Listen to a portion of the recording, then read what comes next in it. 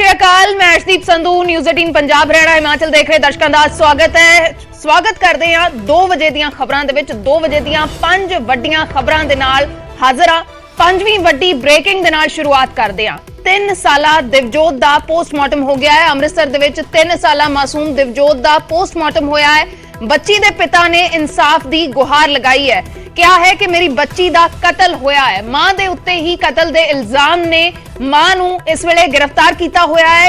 पिता का कहना है कि मेरी बच्ची नूं इंसाफ मिले। यमुनानगर पुलिस की हिरासत दे विच है मां। पुलिस ने लड़की दे पिता नूं लाश सौंप दी है। दिवजोत का कतल किया गया है। 3 साला मासूम बच्ची दे पिता नूं उसकी लाश सौंप दी गई है। बच्ची दे पिता ने इंसाफ की गुहार लगाई है ते कहा है कि कतल होया है, मेरी बच्ची नूं इंसाफ मिलना चाहिए है।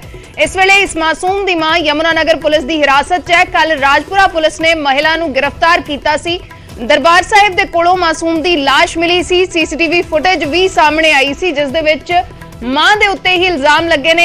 मां दरबार साहिब दे कोल लाश रख के फिर राजपुरा दे विच खुद पुलिस कोल मिसिंग रिपोर्ट दर्ज करवाउण दे लई पहुंच गई। जिस वेले पुलिस नूं शक होया ते उस नूं हिरासत दे विच लै लिया ते इस वेले यमुनानगर पुलिस दी हिरासत दे विच है ए कातल मां। राजीव शर्मा साडे सहयोगी इस वेले जुड़े हुए ने। राजीव, की कुछ अपडेट है इस वेले दी? पोस्टमार्टम हो गया है कि कुछ होर जानकारी इस पूरे मामले सामने आई है? जी देखो, इस जी मासूम बच्ची सी जिसका बड़ी बेरहमी के नाल कहा जा रहा है कि कतल किया गया और कतल के इल्जाम भी उसकी मां के उत्ते ही लगे ने।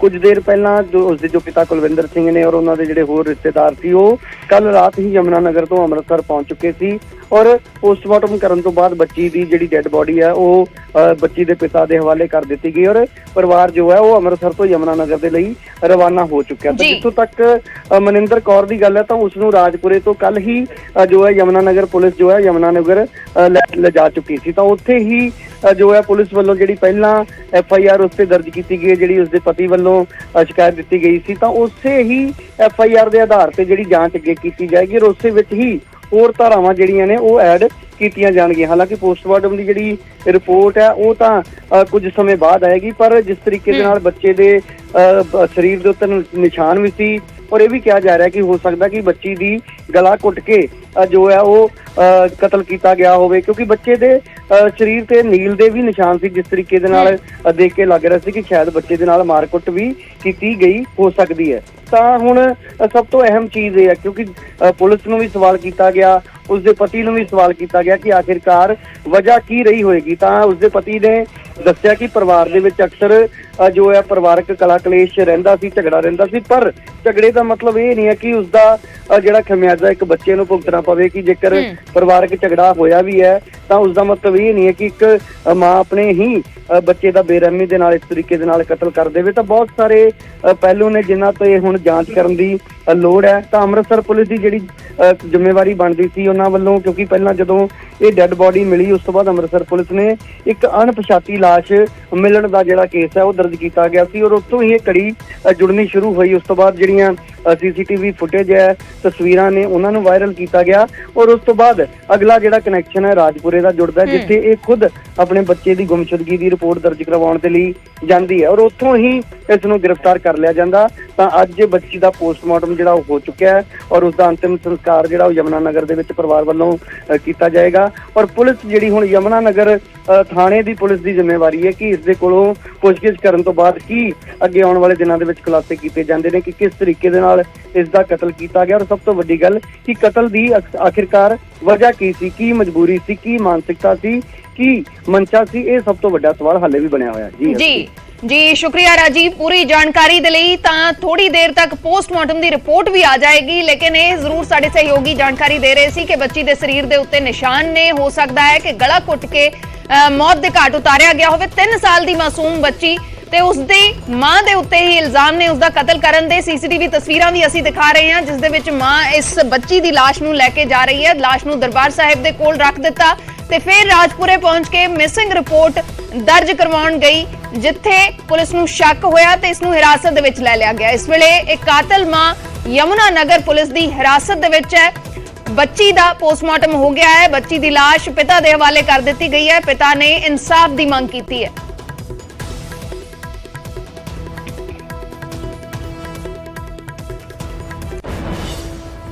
ਤੇ ਇਸ ਬੁਲੇਟਿਨ ਦੀ ਚੌਥੀ ਵੱਡੀ ਖਬਰ ਦਾ ਰੁਖ ਕਰਦੇ ਹਾਂ। ਜਲੰਧਰ ਦੇ ਵਿੱਚ ਨੌਜਵਾਨ ਦੀ ਬੇਰਹਿਮੀ ਦੇ ਨਾਲ ਕੁੱਟਮਾਰ ਕੀਤੀ ਗਈ ਹੈ। ਨੌਜਵਾਨ ਤੇ ਚੋਰੀ ਕਰਨ ਦਾ ਇਲਜ਼ਾਮ ਲੱਗਿਆ ਹੈ। ਲੋਕਾਂ ਨੇ ਖੰਭੇ ਦੇ ਨਾਲ ਬੰਨ੍ਹ ਕੇ ਕੁੱਟਿਆ ਹੈ।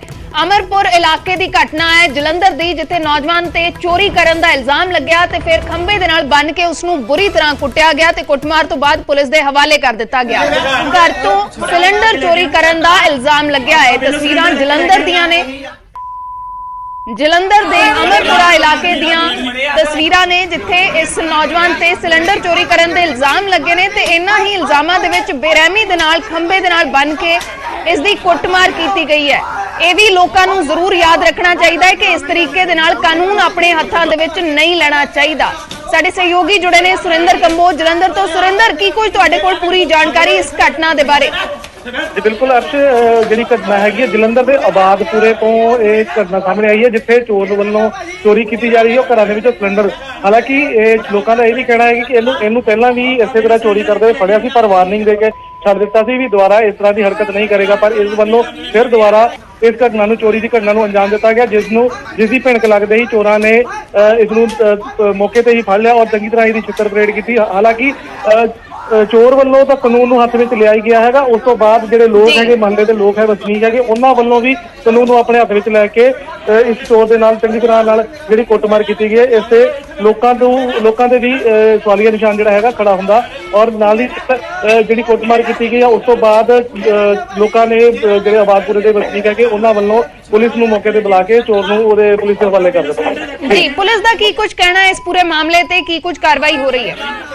ਜੀ ਬਿਲਕੁਲ ਅਰਸ਼, ਜਿਹੜੀ ਕਿ ਜਿੱਦਾਂ ਹੁਣ ਇਹ ਆਬਾਦਪੁਰੇ ਦੇ ਵਸਨੀਕ ਜਿਹੜੇ ਲੋਕ ਹੈਗੇ ਉਹਨਾਂ ਨੇ ਇਹਨੂੰ ਪੁਲਿਸ ਦੇ ਹਵਾਲੇ ਕਰ ਦਿੱਤਾ। ਪੁਲਿਸ ਵੱਲੋਂ ਉਹਨਾਂ ਨੂੰ ਆਸ਼ਵਾਸਨ ਦਿੱਤਾ ਗਿਆ ਜੋ ਵੀ ਉਹ ਬਿਆਨ ਦੇਣਗੇ, ਮਹੱਲੇ ਦੇ ਲੋਕ ਜਿਹੜੇ ਬਿਆਨ ਦੇਣਗੇ ਉਸੇ ਬਿਆਨਾਂ ਦੇ ਤਹਿਤ ਤੇ ਕਾਰਵਾਈ ਜਿਹੜੀ ਹੈਗੀ ਅਮਲ 'ਚ ਲਿਆਂਦੀ ਜਾਏਗੀ। ਜੀ ਸ਼ੁਕਰੀਆ ਸੁਰਿੰਦਰ ਪੂਰੀ ਜਾਣਕਾਰੀ ਦੇ ਲਈ। ਜਲੰਧਰ ਦਾ ਮਾਮਲਾ ਹੈ, ਜਲੰਧਰ ਦੇ ਅਮਰਪੁਰਾ ਇਲਾਕੇ ਦੀ ਘਟਨਾ ਹੈ, ਜਿੱਥੇ ਇੱਕ ਚੋਰ ਨੂੰ ਕਾਬੂ ਕਰਕੇ ਉਸ ਦੇ ਨਾਲ ਕੁੱਟਮਾਰ ਕੀਤੀ ਗਈ, ਬੁਰੇ ਤਰੀਕੇ ਨਾਲ ਕੁੱਟਮਾਰ ਕੀਤੀ ਗਈ ਹੈ। ਤੁਸੀਂ ਦੇਖ ਸਕਦੇ ਹੋ ਖੰਭੇ ਦੇ ਨਾਲ ਬੰਨ੍ਹ ਕੇ ਕੁੱਟਿਆ ਗਿਆ ਹੈ। ਉਸ ਤੋਂ ਬਾਅਦ ਪੁਲਿਸ ਦੇ ਹਵਾਲੇ ਕਰ ਦਿੱਤਾ ਗਿਆ। ਲੋਕਾਂ ਨੂੰ ਇਹ ਯਾਦ ਰੱਖਣਾ ਚਾਹੀਦਾ ਹੈ ਕਿ ਕਾਨੂੰਨ ਆਪਣਾ ਕੰਮ ਕਰੇ, ਲੋਕਾਂ ਨੂੰ ਕਾਨੂੰਨ ਇਸ ਤਰੀਕੇ ਨਾਲ ਆਪਣੇ ਹੱਥ 'ਚ ਨਹੀਂ ਲੈਣਾ ਚਾਹੀਦਾ।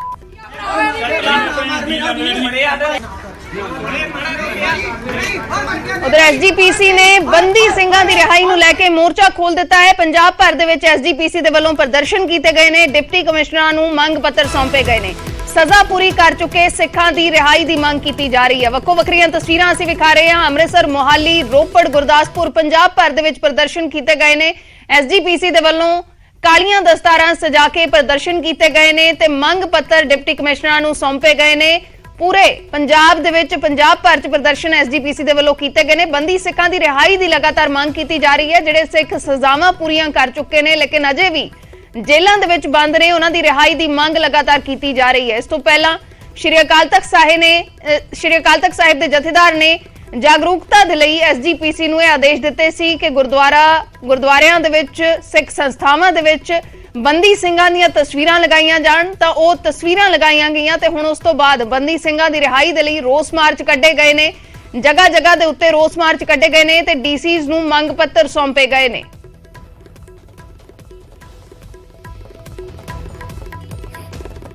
ਇਹ ਅਜੋਕਾ ਜਿਹੜਾ ਸਮਾਂ, ਇਹ ਸਾਡੇ ਲਈ ਬਦਕਿਸਮਤੀ ਵਾਲਾ ਮੈਂ ਕਹਿ ਸਕਦਾ ਵੀ ਜਿਸ ਦੇਸ਼ ਦੀ ਆਜ਼ਾਦੀ ਲਈ ਸਿੱਖਾਂ ਨੇ ਵੱਧ ਤੋਂ ਵੱਧ ਬੜਾ ਯੋਗਦਾਨ ਪਾਇਆ ਹੋਵੇ, ਅੱਜ ਫੇਰ ਆਪਾਂ ਜੇ ਦੇਖਦੇ ਹਾਂ ਬਾਰਡਰ ਏਰੀਆ ਦੇ ਵਿੱਚ ਮੈਕਸਿਮਮ ਕੈਜੂਅਲਟੀਜ਼ ਜਿਹੜੀਆਂ ਉਹ ਸਿੱਖਾਂ ਦੀਆਂ ਹੋ ਰਹੀਆਂ ਤੇ ਜਿਹੜੇ ਸਾਡੇ ਸਿੱਖ ਕੈਦੀ ਆ ਇਹ ਵਿਚਾਰੇ ਅੰਦਰ ਜੇਲ੍ਹਾਂ 'ਚ ਸਜ਼ਾ ਪੂਰੀ ਕਰਨ ਦੇ ਬਾਵਜੂਦ ਫੇਰ ਵੀ ਰੋੜ ਰਹੇ ਆ ਤੇ ਅਲਟੀਮੇਟਲੀ ਫਿਰ ਹੁਣ ਅਸੀਂ ਡੈਮੋਕ੍ਰੈਟਿਕ ਤੌਰ ਦੇ ਉੱਤੇ ਭਾਵੇਂ 15 ਅਗਸਤ 1975 ਸਾਲ ਮਨਾਉਣੇ ਆ ਆਜ਼ਾਦੀ ਦੇ, ਤੇ ਅਸੀਂ ਰੋਸ ਦੇ ਤੌਰ ਤੇ ਵੀ ਸਾਡੇ ਨਾਲ ਨਿਆਂ ਨਹੀਂ ਹੋ ਰਿਹਾ, ਇਹਦਾ ਅਸੀਂ ਜਿਹੜਾ ਇੱਕ ਰੋਸ ਪ੍ਰਦਰਸ਼ਨ ਇਹ ਅੱਜ ਉਹਦੇ ਵਿੱਚ ਸਮੁੱਚੇ ਤੌਰ ਤੇ ਸਾਰੇ ਪੰਜਾਬ ਦੇ ਵਿੱਚ ਕਰ ਰਹੇ ਹਾਂ। ਪਰ ਜਿਹੜੀ ਤੁਸੀਂ ਗੱਲ ਕੀਤੀ ਸਭ ਤੋਂ ਵੱਧ ਕੁਰਬਾਨੀਆਂ ਸਿੱਖਾਂ ਦੀਆਂ ਨੇ, ਪਰ ਸਭ ਤੋਂ ਵੱਡੇ ਅਹੁਦੇ ਵੀ ਸਿੱਖਾਂ ਦੇ ਕੋਲ ਰਹੇ ਨੇ। ਸਿਆਸਤ ਦੇ ਵਿੱਚ ਵੀ ਸਿੱਖ ਬਹੁਤ ਵੱਡੇ ਵੱਡੇ ਅਹੁਦਿਆਂ ਤੇ ਰਹੇ। ਕੀ ਕਿੱਥੇ ਕਮੀ ਕਿੱਥੇ ਰਹੀ? ਕੀ ਇਹ ਗੱਲ ਹੁਣ ਤੱਕ ਸਰਕਾਰਾਂ ਤੱਕ ਰੱਖੀ ਨਹੀਂ ਗਈ?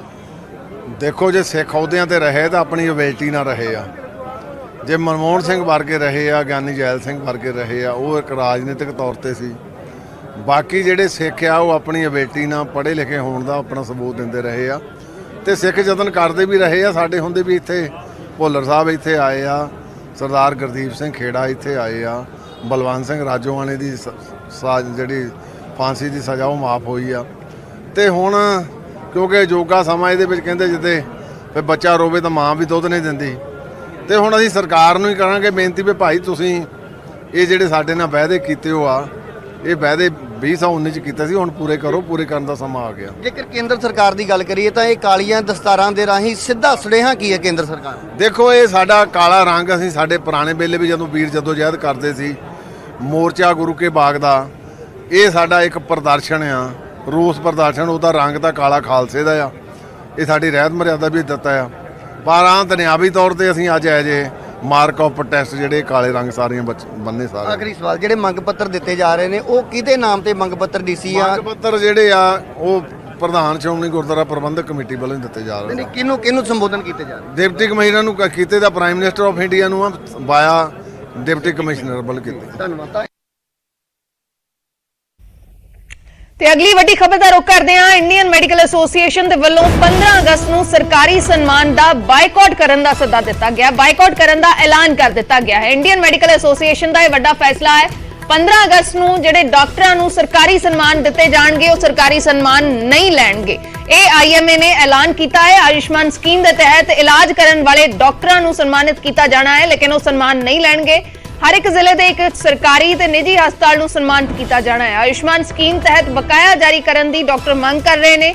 ਇੰਡੀਅਨ ਮੈਡੀਕਲ ਐਸੋਸੀਏਸ਼ਨ ਨੇ ਬਕਾਇਆ ਜਾਰੀ ਕਰਨ ਦੀ ਮੰਗ ਕੀਤੀ ਹੈ ਤੇ ਨਾਲ ਹੀ ਇਹ ਐਲਾਨ ਕੀਤਾ ਹੈ ਕਿ 15 ਅਗਸਤ ਨੂੰ ਡਾਕਟਰ ਸਰਕਾਰੀ ਅਵਾਰਡ ਨਹੀਂ ਲੈਣਗੇ। ਸਰਕਾਰੀ ਸਨਮਾਨਾਂ ਦਾ ਬਾਈਕਾਟ ਕਰ ਦਿੱਤਾ ਹੈ ਇੰਡੀਅਨ ਮੈਡੀਕਲ ਐਸੋਸੀਏਸ਼ਨ ਨੇ।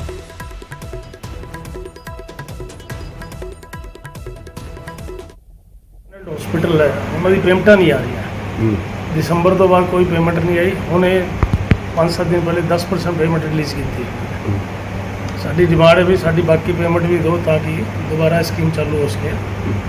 गवर्नमेंट नहीं चाहती साड़ी पेमेंट देना, पीजीआई तो देती, बाकी साढ़े जिन्हें प्राइवेट एम्प्लॉय 10% पेमेंट देती है। तो सानू उन्हें सोच रहे जो ज़्यादा काम जिन्होंने किया है उन्होंने सम्मानित करने वास्ते 15 अगस्त वास्ते बुलाया था, लेकिन साढ़े आईएमए पंजाब लेवल पे बाइकाट किया है। कोई सम्मान नहीं लेना, पहले साड़ी पेमेंट दो फिर असी सम्मान। उधर आयुष्मान स्कीम तहत इलाज ना होने करके मरीज काफी परेशान ने। मोगा तो साडे सहयोगी दीपक सिंगला दी रिपोर्ट देखो। ਅਸੀਂ ਇਸ ਟਾਈਮ ਮੌਜੂਦ ਹਾਂ ਮੋਗਾ ਦੇ ਪ੍ਰਾਈਵੇਟ ਹਸਪੀਟਲ ਦੇ ਵਿੱਚ। ਉੱਥੇ ਡਾਇਲਿਸਿਸ ਦੇ ਮਰੀਜ਼ ਪਏ ਨੇ ਜਿਹੜੇ ਪਹਿਲਾਂ ਆਯੁਸ਼ਮਾਨ ਕਾਰਡ ਦੇ ਤਹਿਤ ਫ੍ਰੀ ਇਲਾਜ ਕਰਾਉਂਦੇ ਸੀ, ਲੇਕਿਨ ਹੁਣ ਉਹਨਾਂ ਨੂੰ ਪੈਸੇ ਦੇਣੇ ਪੈਂਦੇ ਨੇ। ਮਰੀਜ਼ ਨੇ ਸਾਡੇ ਨਾਲ, ਤੁਸੀਂ ਦੇਖ ਸਕਦੇ ਹੋ ਇਹਨਾਂ ਦਾ ਡਾਇਲਿਸਿਸ ਜਿਹੜਾ ਹੋ ਰਿਹਾ। ਇਹਨਾਂ ਨੂੰ ਪੁੱਛ ਲੈਂਦੇ ਹਾਂ ਕਿੰਨੀ ਦੇਰ ਤੋਂ ਡਾਇਲਿਸਿਸ ਕਰਾ ਰਹੇ ਨੇ ਔਰ ਕਿੰਨੀ ਦੇਰ ਤੋਂ ਪੈਸੇ ਦੇ ਰਹੇ ਨੇ। ਵੀਰ ਜੀ ਕੀ ਨਾਮ ਹੈ ਤੁਹਾਡਾ? ਨਾਮ ਮੇਰਾ ਗੁਰਦੀਪ ਸਿੰਘ ਹੈ ਜੀ, ਪਿੰਡ ਬੁੱਟਰਗਲਾ। ਮੈਨੂੰ ਹੋ ਗਿਆ ਜੀ 1.5 ਸਾਲ ਹੋ ਗਿਆ ਜੀ ਡਾਇਲਿਸਿਸ ਕਰਾਉਂਦੇ ਨੂੰ। ਅੱਗੇ ਆਯੁਸ਼ਮਾਨ ਕਾਰਡ ਤੇ ਉੱਤੇ ਫ੍ਰੀ ਹੁੰਦਾ ਹੈਗਾ ਜੀ, ਹੁਣ 3 ਮਹੀਨੇ ਹੋ ਗਏ ਪੈਸੇ ਪੱਲੇ ਦੇਣੇ ਪੈਂਦੇ। 3000 ਰੁਪਈਆ ਲੱਗ ਜਾਂਦਾ ਜੀ ਇੱਕ ਡਾਇਲਿਸਿਸ ਦਾ ਸਾਰੇ ਟੀਕੇ। ਅਤੇ ਇਸ ਵਾਰ ਬਹੁਤ ਔਖਾ ਹੋਇਆ ਪਿਆ, ਘਰੇ ਇਕੱਲਾ ਹੀ ਕਮਾਉਣ ਵਾਲਾ ਵਾ, ਹੋਰ ਕੋਈ ਕਮਾਉਣ ਵਾਲਾ ਹੈ ਨਹੀਂ ਗਈ। ਕਿੰਨੇ ਹਫ਼ਤੇ ਡਾਇਲਿਸਿਸ ਹੁੰਦੇ ਨੇ?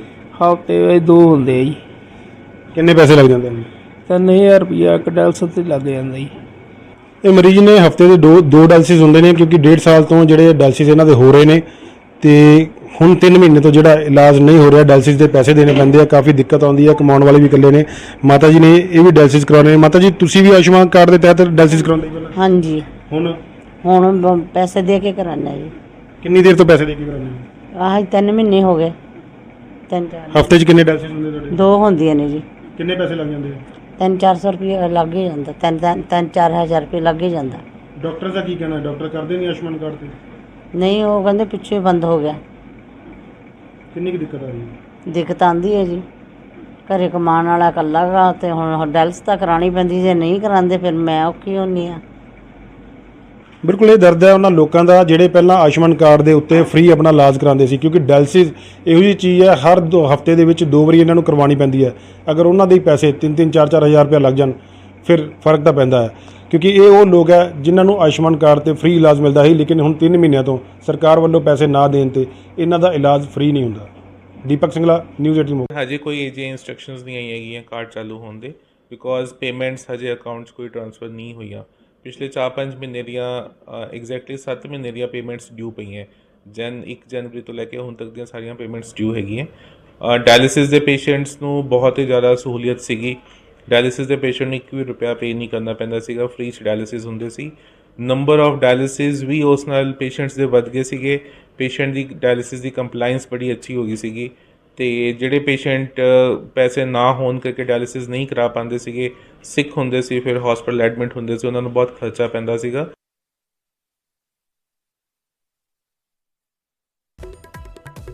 ਐਸੋਸੀਏਸ਼ਨ ਦਾ ਕਹਿਣਾ ਹੈ ਕਿ ਸਰਕਾਰ ਨੇ ਮਹਿਜ਼ 10% ਬਕਾਇਆ ਜਾਰੀ ਕੀਤਾ ਹੈ, ਜੋ ਕਿ ਨਾਕਾਫੀ ਹੈ।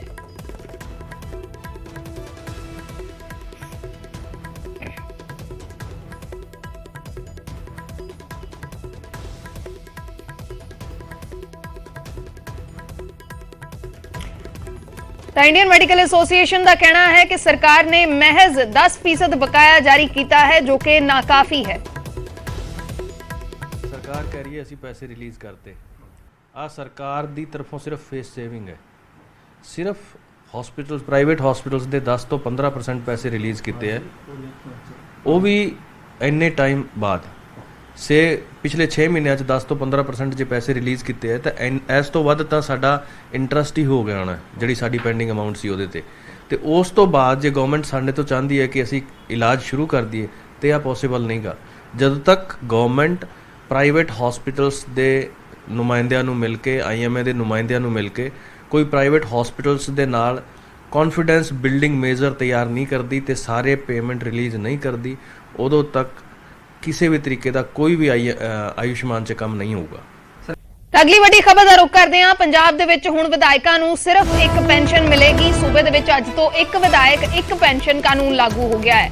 ਰਾਜਪਾਲ ਦੀ ਮਨਜ਼ੂਰੀ ਮਿਲ ਗਈ ਹੈ ਤੇ ਉਸ ਤੋਂ ਬਾਅਦ ਨੋਟੀਫਿਕੇਸ਼ਨ ਵੀ ਹੁਣ ਜਾਰੀ ਹੋ ਗਿਆ ਹੈ। ਹੁਣ ਇੱਕ ਵਿਧਾਇਕ ਨੂੰ ਇੱਕ ਹੀ ਪੈਨਸ਼ਨ ਮਿਲੇਗੀ। ਇਸ ਤੋਂ ਪਹਿਲਾਂ ਅਗਰ ਕੋਈ 2 ਵਾਰ ਵਿਧਾਇਕ ਰਿਹਾ ਹੈ ਤਾਂ ਉਸ ਤੋਂ ਬਾਅਦ ਜਦੋਂ ਉਹ ਵਿਧਾਇਕ ਨਹੀਂ ਹੈ ਤਾਂ ਉਸ ਨੂੰ 2 ਪੈਨਸ਼ਨਾਂ ਮਿਲਣੀਆਂ ਨੇ। ਜਿਸ ਵੇਲੇ ਉਹ ਵਿਧਾਇਕ ਹੈ ਉਸ ਵੇਲੇ ਉਸ ਨੂੰ ਆਪਣੀ ਸੈਲਰੀ ਮਿਲੇਗੀ, ਲੇਕਿਨ ਹੁਣ ਤੋਂ ਇੱਕ ਵਿਧਾਇਕ ਨੂੰ ਸਿਰਫ ਇੱਕ ਹੀ ਪੈਨਸ਼ਨ ਮਿਲੇਗੀ। ਇਹ ਕਾਨੂੰਨ ਲਾਗੂ ਹੋ ਗਿਆ ਹੈ। ਰਾਜਪਾਲ ਦੀ ਮਨਜ਼ੂਰੀ ਤੋਂ ਬਾਅਦ ਨੋਟੀਫਿਕੇਸ਼ਨ ਜਾਰੀ ਹੋ ਗਿਆ ਹੈ।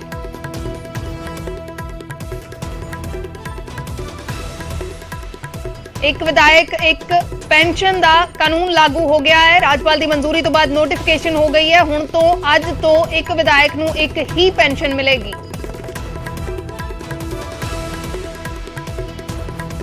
ਮੁੱਖ ਮੰਤਰੀ ਭਗਵੰਤ ਮਾਨ ਦੇ ਵੱਲੋਂ ਟਵੀਟ ਵੀ ਕੀਤਾ ਗਿਆ ਹੈ। ਟਵੀਟ ਕਰਕੇ ਉਹਨਾਂ ਨੇ ਲਿਖਿਆ ਹੈ ਕਿ ਮੈਨੂੰ ਪੰਜਾਬੀਆਂ ਨੂੰ ਇਹ ਦੱਸਦਿਆਂ ਬਹੁਤ ਖੁਸ਼ੀ ਹੋ ਰਹੀ ਹੈ ਕਿ ਮਾਣਯੋਗ ਰਾਜਪਾਲ ਸਾਹਿਬ ਜੀ ਨੇ ਇੱਕ ਵਿਧਾਇਕ ਇੱਕ ਪੈਨਸ਼ਨ ਵਾਲੇ ਗਜਟ ਨੋਟੀਫਿਕੇਸ਼ਨ ਨੂੰ ਮਨਜ਼ੂਰੀ ਦੇ ਦਿੱਤੀ ਹੈ।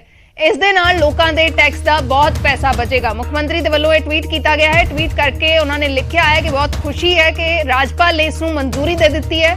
ਇਸ ਦੇ ਨਾਲ ਲੋਕਾਂ ਦੇ ਟੈਕਸ ਦਾ ਬਹੁਤ ਪੈਸਾ ਬਚੇਗਾ।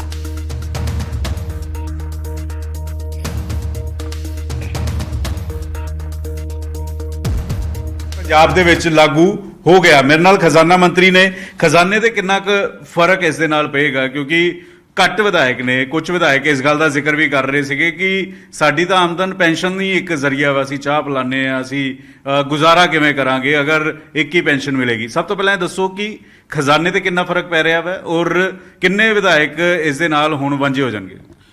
ਦੇਖੋ, ਜਿਹੜਾ ਵੀ ਵਿਅਕਤੀ ਕੋਈ ਪੰਜਾਬ ਸੂਬੇ ਦੀ, ਦੇਸ਼ ਦੀ ਸੇਵਾ ਕਰਨੀ ਚਾਹੁੰਦਾਗਾ, ਲੋਕਾਂ ਦੀ ਸੇਵਾ ਕਰਨੀ ਚਾਹੁੰਦਾਗਾ, ਉਹ ਰਾਜਨੀਤੀ ਦੇ ਖੇਤਰ ਦੇ ਵਿੱਚ ਆਉਂਦੇ ਨੇਗੇ। ਸੋ ਰਾਜਨੀਤੀ ਨੂੰ ਧੰਦਾ ਨਹੀਂ ਬਣਾਉਣਾ ਚਾਹੀਦਾ। ਰਾਜਨੀਤੀ ਇੱਕ ਸੇਵਾ ਦਾ ਖੇਤਰ ਆ ਔਰ ਸੇਵਾ ਲੋਕਾਂ ਨੂੰ ਜਿਹੜੇ ਆਏ ਨੇ ਕਰਨੀ ਚਾਹੀਦੀ ਆ। ਔਰ ਇਸ ਜਿਹੜੀ ਅਸੀਂ 1 MLA ਇੱਕ MLA ਇੱਕ ਪੈਨਸ਼ਨ ਲੈ ਕੇ ਆਵਾਂਗੇ ਔਰ ਸਰਦਾਰ ਭਗਵੰਤ ਸਿੰਘ ਮਾਨ ਜੀ ਲੈ ਕੇ ਆਏ ਨੇ, ਇਹਦੇ ਨਾਲ ਮੈਂ ਸਮਝਦਾ ਖਜ਼ਾਨੇ ਵਿੱਚ ਲਗਭਗ 20 ਕਰੋੜ ਰੁਪਈਆ ਸਾਲਾਨਾ ਬਚਤ ਹੋਊਗੀ। ਔਰ 5 ਸਾਲਾਂ ਦੇ ਇੱਕ ਪਲਾਨ ਦੇ ਦੌਰਾਨ, ਕਿਉਂਕਿ ਸਰਕਾਰ 5 ਸਾਲ ਹੀ ਚੁਣੀ ਜਾਂਦੀ ਆ, ਔਰ ਲਗਭਗ 100 ਕਰੋੜ ਰੁਪਈਆ ਜਿਹੜਾ ਬਚਤ ਹੋਊਗੀ। ਸੋ ਮੈਂ ਸਮਝਦਾ ਉਹ 100 ਕਰੋੜ ਦੇ ਨਾਲ ਅਸੀਂ ਐਜੂਕੇਸ਼ਨ ਤੇ ਲਾਵਾਂਗੇ, ਲੋਕਾਂ ਨੂੰ ਸਿਹਤ ਸਹੂਲਤਾਂ ਦੇਣ ਤੇ ਲਾਵਾਂਗੇ। ਇੱਕ ਵੱਡਾ ਪੈਸਾ ਬਚਾ ਕੇ ਮੈਂ ਸਮਝਦਾ ਲੋਕਾਂ ਦੀਆਂ ਸਹੂਲਤਾਂ ਤੇ ਲੱਗੂਗਾ। ਸਰਕਾਰ ਦਾ ਇਹ ਫੈਸਲਾ, ਔਰ ਮੈਂ ਸਮਝਦਾ ਪੰਜਾਬ ਦੇ ਲੋਕਾਂ ਦੀ ਬਹੁਤ ਵੱਡੀ ਮੰਗ ਸੀਗੀ। ਅੱਜ ਉਹ ਮੰਗ ਜਿਹੜੀ ਆ ਬਹੁਤ ਲੰਬੇ ਅਰਸੇ ਬਾਅਦ ਪੂਰੀ ਹੋਈ ਹੈਗੀ। ਸੋ ਸਾਰੇ ਪੰਜਾਬੀਆਂ ਨੂੰ ਬਹੁਤ ਬਹੁਤ ਮੁਬਾਰਕਬਾਦ। ਕਿੰਨੇ ਕੁ MLA ਇਸ ਦੇ ਅਧੀਨ ਆਉਂਦੇ ਔਰ ਕੀ 5-5 7-7 ਵਾਰੀ ਵੀ ਕੋਈ ਪੈਨਸ਼ਨ ਲੈ ਰਿਹਾ ਸੀਗਾ? ਬਿਲਕੁਲ, ਬਹੁਤ ਸਾਰੇ MLA ਜਿਹੜੇ ਨੇ 5-5 7-7 ਵਾਰ ਵੀ ਪੈਨਸ਼ਨ ਲੈ ਰਹੇ ਸੀ, ਪਰ ਲੇਕਿਨ ਲਗਭਗ 100 ਤੋਂ ਉੱਪਰ ਵਿਧਾਇਕ ਇਹ ਸੀਗੇ, ਸਾਬਕਾ ਵਿਧਾਇਕ ਸੀ ਜਿਹੜੇ ਮਤਲਬ ਇੱਕ ਤੋਂ ਵੱਧ ਪੈਨਸ਼ਨਾਂ ਲੈ ਰਹੇ ਸੀ। ਸੋ ਉਹਨਾਂ ਦੀਆਂ ਪੈਨਸ਼ਨਾਂ ਨੂੰ ਜਿਹੜੀ ਆ ਘਟਾ ਕੇ ਕੀਤੀ ਗਈ ਹੈਗੀ। ਸੋ ਖਜ਼ਾਨੇ ਦਾ ਵੱਡਾ ਮੈਂ ਸਮਝਦਾ ਭਾਰ ਘਟਿਆਗਾ। ਸਾਡੀ ਸਰਕਾਰ ਦੀ ਪ੍ਰਾਇੋਰਟੀ ਆ, ਅਸੀਂ ਗੈਰ ਜ਼ਰੂਰੀ ਜਿਹੜੀਆਂ ਖਰਚੇ ਨੇਗੇ, ਗੈਰ ਜ਼ਰੂਰੀ ਖਰਚੇ ਨੇ ਘਟਾ ਰਹਾਂਗੇ। ਬੇਲੋੜੀਆਂ ਜਿੱਥੇ ਖਰਚ ਹੋ ਰਹੇ ਉਹਨੂੰ ਬੰਦ ਕਰ ਰਹਾਂਗੇ ਤਾਂ ਕਿ ਸਾਡੇ ਖਜ਼ਾਨੇ ਵਿੱਚੋਂ ਸਾਰਾ ਪੈਸਾ ਰਹੇ ਤਾਂ ਅਸੀਂ ਲੋਕਾਂ ਦੀ ਤਰੱਕੀ ਕਰ ਸਕੀਏ। ਲੋਕਾਂ ਵਿਧਾਇਕ ਇਤਰਾਜ਼ ਵੀ ਜ਼ਾਹਰ ਕਰ ਰਹੇ ਸੀਗੇ, ਨਾਰਾਜ਼ ਸੀਗੇ, ਤੁਹਾਡੇ ਕੋਲ ਸ਼ਿਕਾਇਤਾਂ ਵੀ ਆਈਆਂ, ਤੁਹਾਡੇ ਕੋਲ ਕਹਿ ਵੀ ਰਹੇ ਸੀ ਕਿ ਇਹ ਨਾ ਕਰੋ। ਦੇਖੋ ਜਿੰਨੀ ਮਰਜ਼ੀ ਜਦੋਂ ਕੋਈ ਨਵਾਂ ਕਾਨੂੰਨ ਆਉਂਦਾਗਾ ਉਹਦੇ ਨਾਲ ਕਾਫੀ ਨਾਰਾਜ਼ਗੀ ਵੀ ਹੁੰਦੀ ਹੈ, ਪਰ ਲੇਕਿਨ ਮੈਂ ਸਮਝਦਾ ਇਹਦੇ ਨਾਲ ਪੰਜਾਬ ਸੂਬੇ ਦੀ ਬਿਹਤਰੀ ਹੋਊਗੀ, ਪੰਜਾਬ ਦੇ ਲਈ ਇੱਕ ਬਹੁਤ ਵੱਡਾ ਲਾਹੇਵੰਦ ਫੈਸਲਾ ਹੋਇਆਗਾ ਔਰ ਪੰਜਾਬ ਦੇ ਲੋਕਾਂ ਨੂੰ ਵੀ ਰਾਹਤ ਮਿਲੂਗੀ। ਔਰ ਦੂਜਾ ਮੈਂ ਸਮਝਦਾ ਅਸੀਂ ਤਾਂ ਮੈਂ ਫੇਰ ਦੁਹਰਾ ਰਿਹਾ ਕਿ ਜਿੱਥੇ ਕਿਤੇ ਵੀ ਲੋੜ ਤੋਂ ਜ਼ਿਆਦਾ ਜਿੱਥੇ ਲੋੜ ਨਹੀਂ ਹੈਗੀ ਉੱਥੇ ਖਰਚ ਹੋ ਰਿਹਾ ਅਸੀਂ ਘਟਾ ਰਹਾਂਗੇ। ਅਸੀਂ ਪੰਜਾਬ ਪਬਲਿਕ ਸਰਵਿਸ ਕਮਿਸ਼ਨ ਦੇ ਮੈਂਬਰ ਵੀ ਘਟਾਏ ਨੇ, ਅਸੀਂ ਹੋਰ ਵੀ ਬਹੁਤ ਜਗ੍ਹਾ ਦੇ ਨਾਲ ਕਿੰਨਾ ਕੁ ਫਰਕ ਪਿਆ ਖਜ਼ਾਨੇ ਨੂੰ? ਦੇਖੋ ਬਹੁਤ ਅਸਰ ਪੈ ਰਿਹਾ ਹੈਗਾ। ਇੱਕ ਮੈਂਬਰ ਦੇ ਉੱਤੇ ਕਿੰਨਾ ਵੱਡਾ ਖਰਚਾ ਹੁੰਦਾ ਸੀਗਾ, ਉਹਨੂੰ ਸਹੂਲਤਾਂ ਬਹੁਤ ਦੇਣੀਆਂ ਪੈਂਦੀਆਂ ਸੀਗੀਆਂ, ਤਨਖਾਹ ਬਹੁਤ ਸੀਗੀ, ਉਹ ਸਾਰੇ ਪੈਸੇ ਬਚਤ ਹੋ ਰਹੇ ਨੇਗੇ ਕਿਉਂਕਿ 5 ਮੈਂਬਰਾਂ ਨਾਲ ਵੀ ਕੰਮ ਚੱਲ ਸਕਦਾ, 10 ਨਾਲ ਵੀ ਚੱਲਦਾਗਾ। ਸੋ ਅਸੀਂ ਬਿਲਕੁਲ ਘੱਟ ਤੋਂ ਘੱਟ ਬੰਦਿਆਂ ਦੇ ਨਾਲ ਵੱਧ ਤੋਂ ਵੱਧ ਕੰਮ ਜਿਹੜਾ ਕਰਾਉਣ ਦਾ ਯਤਨ। ਖਜ਼ਾਨੇ ਦੀ ਸਥਿਤੀ ਕੀ ਹੈ? ਖਜ਼ਾਨੇ ਦੀ ਸਥਿਤੀ ਹੈ ਕਿਉਂਕਿ ਇੰਤਜ਼ਾਰ ਤਾਂ ਇਹ ਵੀ ਹੋ ਰਿਹਾ ਕਿ ਮਹਿਲਾਵਾਂ ਨੂੰ ਹਜ਼ਾਰ ਕਦੋਂ ਮਿਲੇਗਾ। ਕਾਂਗਰਸ ਵਾਲ ਚੱਕਰੀ ਕਹਿ ਰਹੇ, ਕਹਿੰਦੇ ਗੁਜਰਾਤ ਚ ਐਲਾਨ ਹੋ ਰਹੇ, ਪੰਜਾਬ ਚ ਕਦੋਂ ਹਜ਼ਾਰ ਮਹਿਲਾਵਾਂ ਨੂੰ ਦਿੱਤਾ ਜਾਏਗਾ? ਦੇਖੋ ਜਿੰਨੀਆਂ ਗਰੰਟੀਆਂ ਇਲੈਕਸ਼ਨ ਦੇ ਸਮੇਂ ਸਾਡੇ ਮਾਨਯੋਗ ਸੁਪਰੀਮੋ ਅਰਵਿੰਦ ਕੇਜਰੀਵਾਲ ਜੀ ਨੇ ਦਿੱਤੀਆਂ, ਜਿੰਨੀਆਂ ਗਰੰਟੀਆਂ ਪੰਜਾਬ ਦੇ ਮੁੱਖ ਮੰਤਰੀ ਸਰ ਭਗਵੰਤ ਸਿੰਘ ਮਾਨ ਨੇ ਦਿੱਤੀਆਂ, ਉਹਨਾਂ ਸਾਰੀਆਂ ਗਰੰਟੀਆਂ ਨੂੰ ਲਾਗੂ ਅਸੀਂ ਕਰ ਰਹੇ ਹਾਂਗੇ। ਇੱਕ ਛੋਟੇ ਜਿਹੇ ਬ੍ਰੇਕ ਦੇ ਲਈ ਰੁਕਦੇ ਹਾਂ।